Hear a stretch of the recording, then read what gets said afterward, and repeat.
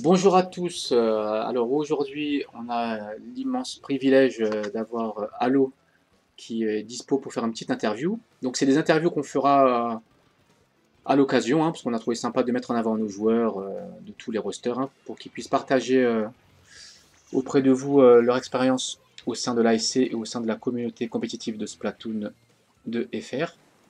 Donc bonjour Allo, merci à toi d'être dispo. Comment tu vas? Salut, ça va? Ça va tranquille de mon côté, j'espère que ça va bien aussi de votre côté. Nickel, merci. Surtout que là, on vient de sortir d'un scrim, hein, donc vous voyez, il est frais, hein, et il est OK pour donner son avis sur son parcours ASC. Donc justement, en termes de parcours, est-ce que tu peux nous résumer brièvement ton vécu sur SP1 et puis après sur SP2 et après on D'accord. abordera la partie ASC. Donc voilà, donc là Ok, la partie bah, hors ASC sur SP1 et SP2, on t'écoute, allô. d'accord. Bah, comment ça-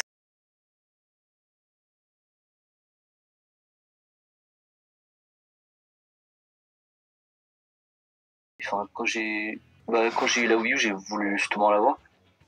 Et bah, du coup, ça a commencé sur des twins. Ouais, sur des twins où j'ai pu bien. Enfin, step up entre guillemets, même si bon, je jouais vraiment casu, je savais vraiment pas jouer au jeu. J'avais l'âge de Ace en plus, donc voilà. Bon, après, ouais, mon premier main c'était Snipe. Je jouais vraiment beaucoup, je jouais tous les snipes, je pense. Euh, et justement, j'ai réussi à atteindre le rang S plus un jour avec, alors que vraiment je jouais mal. Et puis c'est là où vraiment je me suis. C'est vers, ouais, c'est ce moment-là, je me suis dit, bah, je pourrais vraiment jouer en compétition. Sachant que pendant ce moment-là, je voyais de très loin l'Alliance Rainbow par exemple qui faisait des tournois et tout. Bon, ouais, ça me donnait envie, mais bon, j'étais trop jeune. Mhm. Puis, passé à Splatoon 2, Splatoon 2, je l'ai eu aussi un an après sa sortie, donc vers début 2018. Ouais, Euh, et oui, c'est à ce moment-là où vraiment j'ai commencé à tryhard le jeu. Euh, C'est-à-dire, bah, je jouais toujours Snape. J'étais passé rang X, après, j'étais vraiment pas si ouf que ça. C'est-à-dire, j'étais rang X, mais j'avais vraiment genre 2000 de power moyen. Et je me faisais plus vraiment la question si je allais jouer compétitif. Mais après, il y a un truc qui s'est passé. Enfin, j'étais vraiment lassé du jeu. Ouais, j'ai joué à d'autres jeux. Mais c'est vraiment à ce moment-là où je me suis lassé du jeu, où ma Switch s'est cassée.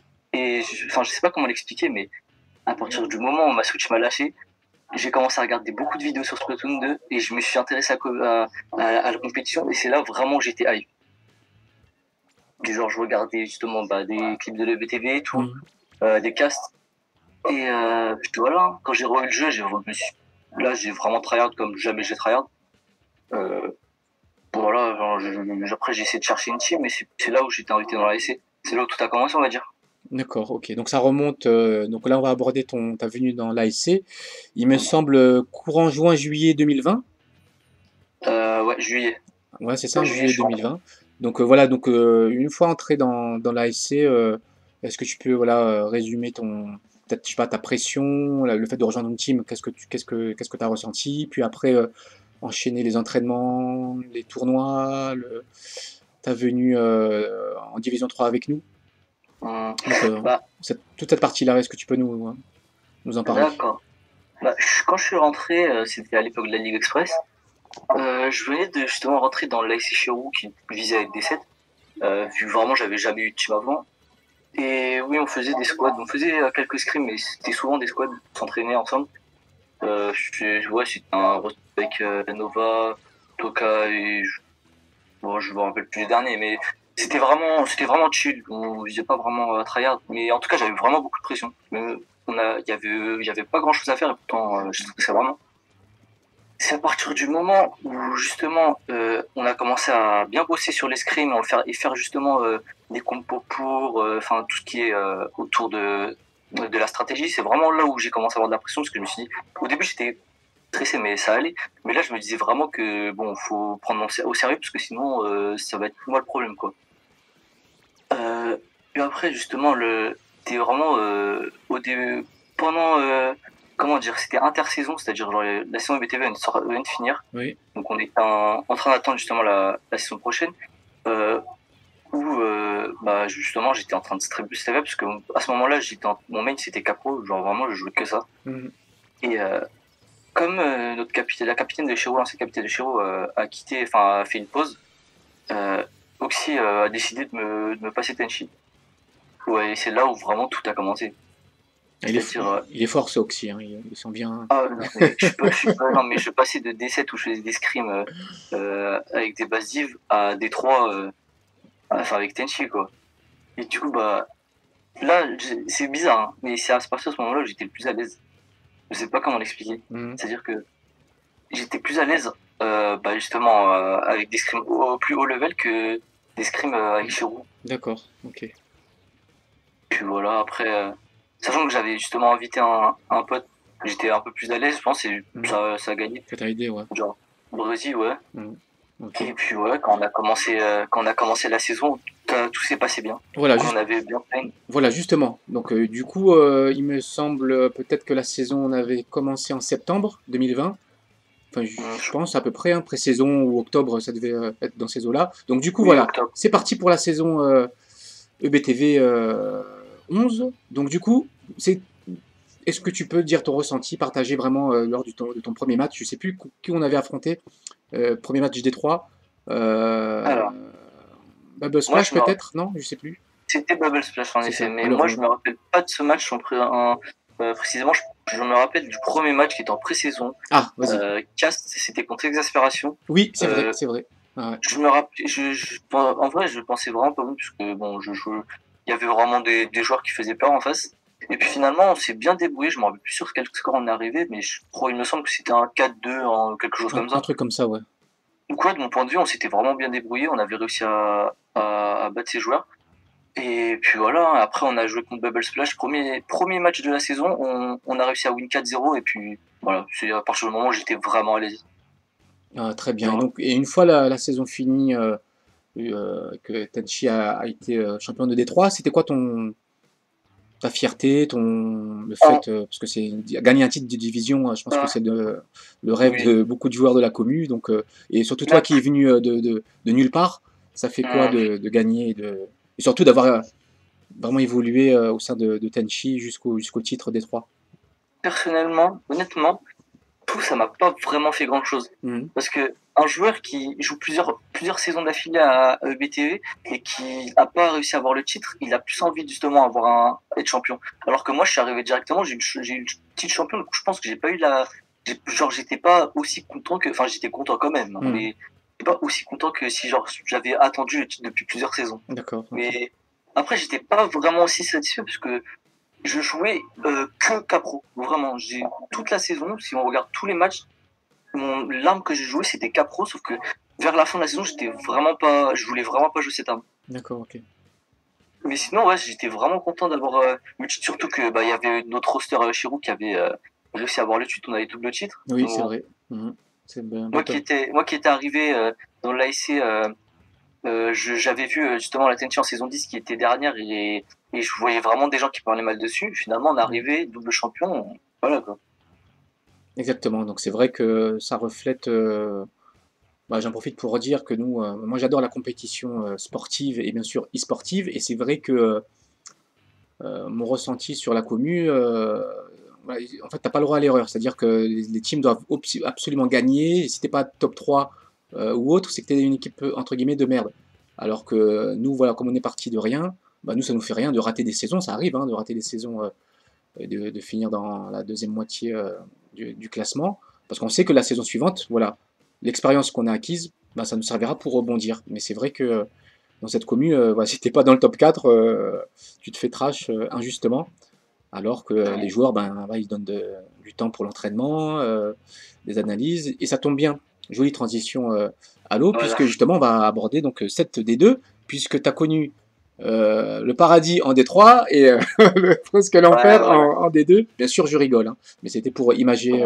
Et puis, que tu peux nous dire du coup maintenant en D2, vu qu'on a fini dernier, mais avec une belle victoire sur EL, et avec des belles manches aussi, hein, les 4-0 qu'on a eu n'ont pas forcément été, comment dire, non pas, voilà, on s'est pas fait rect salement, hein, il y a eu des très belles parties, des fois c'est du lead perdu en fin de match, donc on a eu des belles games. Hélas, on n'a pas eu la réussite. Donc du coup, voilà, Voilà. parcours en D2 après cette saison fraîchement terminée.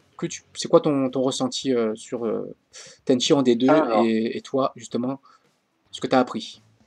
honnêtement, passer de D3 où on a full win à D2 justement en full lose, le problème c'est pas le lose, ça me dérange pas, vraiment pas. Genre, l'équipe en face est meilleure et puis enfin voilà, il n'y a pas à débattre. Mais c'est surtout que j'ai l'impression que durant cette saison, on n'a pas montré de quoi on était capable. C'est-à-dire qu'on avait une nouvelle line-up, c'est-à-dire avec des très bons joueurs, et on n'a pas su justement s'adapter correctement aux équipes d'en face pour jouer comme juste, enfin pour jouer je sais pas comment dire, mais le mieux que possible. Mhm. Donc c'est bon, on voit comme par exemple contre Bouyagang, ils ont gagné 4-3 et il me semble qu'il y a genre 2 manches où à la fin on s'est fait rattraper. Et ce genre de lose c'est vraiment frustrant. Enfin, je sais pas comment l'expliquer ça non plus. Mais genre de passer à full win à des loses comme ça, je pense que ça me démotive, ça, pas moi, hein, mais ça démotive un petit peu. Mhm. Euh, puis enfin voilà, ça explique le livre de certains joueurs, hein. Ah ouais, c'est clair, ouais, c'est Enfin, clair. voilà. Non, non, oui, Et puis sinon, ça va, honnêtement, je trouve que si, bah, par exemple, en tournoi, on fait vraiment des performances de malade, c'est pas pour rien. Dans les exactement. BTV, si on se fait écraser, c'est que bah, voilà, on a été moins fort, mais je sais qu'on peut vraiment être plus fort. Oui, voilà, après, le problème enfin, de ce que je perçois de la Ligue EBTV, enfin, c'est pas le problème de la Ligue, hein, mais c'est le problème en général de la commune compétitive, c'est que la Ligue, c'est la finalité d'une grosse compétition, et que à côté, ben, nous, on n'a pas pu bien travailler sur d'autres tournois. Donc il y a un décalage, donc du coup on a un gros match EBTV, et du coup comme en semaine, à part un peu de scrim et d'entraînement, ouais, on n'a pas cette intensité qui peut nous aider à bien aborder le match EBTV. Ce qui explique voilà, que dans des tournois, ben, on fait des bonnes perfs maintenant, mais c'était pas le cas de cette saison, puisque là c'est la première fois que depuis quelques semaines, on se met à faire des tournois en semaine, chose qu'on faisait pas à EBTV. Donc ça se trouve, on aurait fait des tournois en semaine durant la saison 12, ça nous aurait aidé à garder le rythme, parce que c'est vrai que BTV, je pense que si t'as pas le rythme, surtout en D2, hein, de jouer face à des grosses teams en semaine, après tu peux te retrouver un peu stressé ou rouillé, même si je pense que voilà, on avait des bonnes possibilités, hein, il y a des belles manches, exactement comme tu dis, qu'on a perdu de peu, et donc c'est à nous de bosser plus, et je pense que de toute façon c'est ça, c'est un apprentissage, et heureusement qu'on se fait rect en D2, parce que imaginons qu'on Ouais, gagne tout, ça veut dire quoi? Ça veut dire que oui, D2 tu manges, après tu arrives D1, bah non, ça montre qu'il y a une étape à franchir, et que bah nous en D3, pour les anciens Tenchi, ben, on a su c'est quoi d'apprendre des erreurs, de progresser en D3, ben, je pense qu'en D2, nous, ça va être le cas, avec l'avantage d'avoir eu des succès passés qui vont nous aider à franchir les étapes, et je pense que sur la fin du BTV, ben, on a bien, voilà, match du Bouyagang, puis EL, voilà, je pense que là c'est une bonne phase, et on va continuer comme ça pour préparer la saison BTV prochaine. après, oui, bah, honnêtement, ça, ouais, je préfère. Non, en vrai, merde, c'est pas mal. Parce que justement, on peut justement revoir nos erreurs. Et la preuve, hein, justement, on arrive à voir nos erreurs, c'est-à-dire, bah, par exemple, la défense, hein, et on essaie de la fixer. C'est ça qui est bien. Alors que si on lose, si on aurait par exemple été signe de 3, je pense qu'on aurait eu plus de mal à. Enfin, si on aurait full win, on aurait plus de mal à voir cette erreur. Ouais, c'est ça. Et pour step up, c'est clair, faut prendre, de toute façon, il faut prendre des corrections pour progresser, hein. Les défaites sont beaucoup plus utiles pour apprendre que les victoires. Donc là, on est dans cette position-là. Et bah là, voilà, on a bien, bien maîtrisé, hein, puisque là, les dernières perfs que vous avez fait ont été vraiment énormes, hein. Du coup, GG à tout le monde. Et on va continuer sur ça. Parce que la force, je pense que c'est une des forces mentales de notre roster. C'est justement là où beaucoup ben, auraient baissé les bras parce que tu te fais rect en D2. Et ben non, non, on a toujours positivé, on fait toujours des bonnes analyses, surtout après les 4-0. C'est pas évident moralement de garder le call parce que forcément les gens ils sont dégoûtés d'avoir perdu 4-0. Mais nous, non, on a toujours eu le recul pour analyser, dire les erreurs, se dire les choses, et ça aide à progresser. Et je pense que ça, c'est une grosse force. Et du coup, voilà, ça finit par porter ses fruits, puisque Paddling Pool, voilà, vous avez gagné, on a fait des bonnes perfs sur d'autres tournois. Donc voilà, ça montre que voilà, on apprend des erreurs et la compétition pour moi c'est ça. Voilà, on peut se faire torcher ou autre, mais le but c'est d'apprendre et de progresser quoi. Donc l'avenir est radieux pour nous, hein. Donc là on a des bons joueurs qui s'entendent bien, on a vraiment un gros potentiel et à nous de faire en sorte de progresser. Et justement, Allo, donc du coup, est-ce que tu as des objectifs que tu peux nous partager pour justement la prochaine saison de BTV ou justement les 2-3 prochains mois compétitifs avec Tenchi? Est-ce que toi tu t'es fixé individuellement des étapes à progresser et faire progresser aussi la team?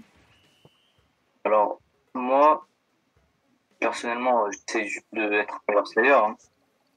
Comme tous les slayers. C'est juste d'être meilleur pour justement pas handicaper parce que le problème c'est que je meurs trop, je rush trop aussi. Mhm. Bon, ça va falloir que je travaille dessus. Mais après, il y a aussi du teamplay, hein. Le teamplay, parfois c'est vraiment, genre j'ai l'impression d'être tout seul.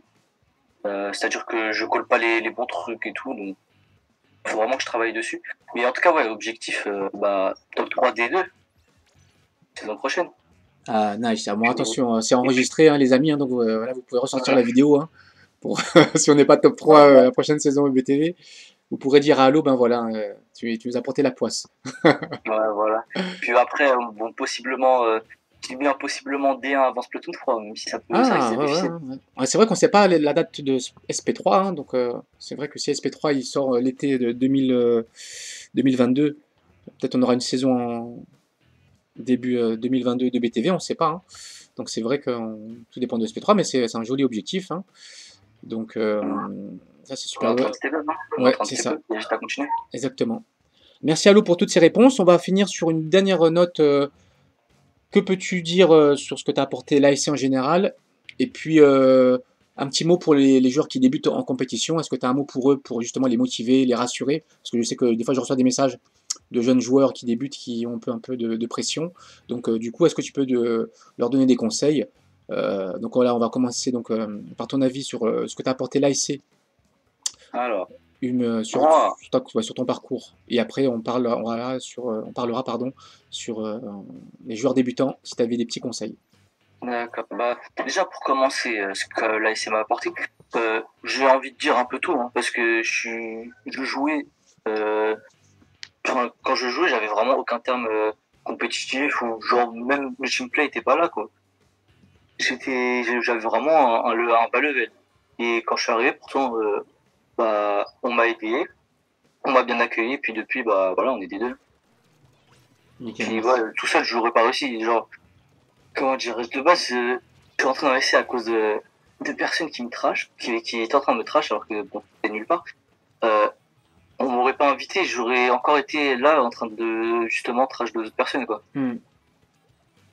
Donc bon, puis après, niveau nouveaux joueurs, ce que je conseille, c'est juste de pas trop traîner dans les serveurs de team, hein, tout simple. Par exemple, Basdiv, tout, parce qu'il y a souvent des personnes justement qui vont trash, qui vont mal vous influencer et surtout ouais, vous faire un avis sur les personnes dans la commune de vous-même. C'est-à-dire, je sais pas, j'ai pas vraiment d'exemple, mais Hmm. Ouais, ouais, essayer de step up au lieu de regarder les autres surtout. d'accord, ok. Moi, je vois ce que tu veux dire. Donc, en gros, ouais, plutôt juger son avis par soi-même Voilà, avant pas se faire de, influencer par les autres ouais, surtout. surtout sur les réseaux. Et, et ouais, voilà. Puis si le level n'arrive pas à monter, il faut juste persévérer. C'est vraiment le meilleur moment où il faut persévérer et pas lâcher. Très bien, super. Merci Allo pour cette petite interview. Donc, on te souhaite bonne chance au sein de l'AIC Tenchi. Et on croise les doigts pour la prochaine saison EBTV et le reste des tournois. Mm. On te dit à très bientôt sur Splatoon. À plus. A plus, ciao ciao.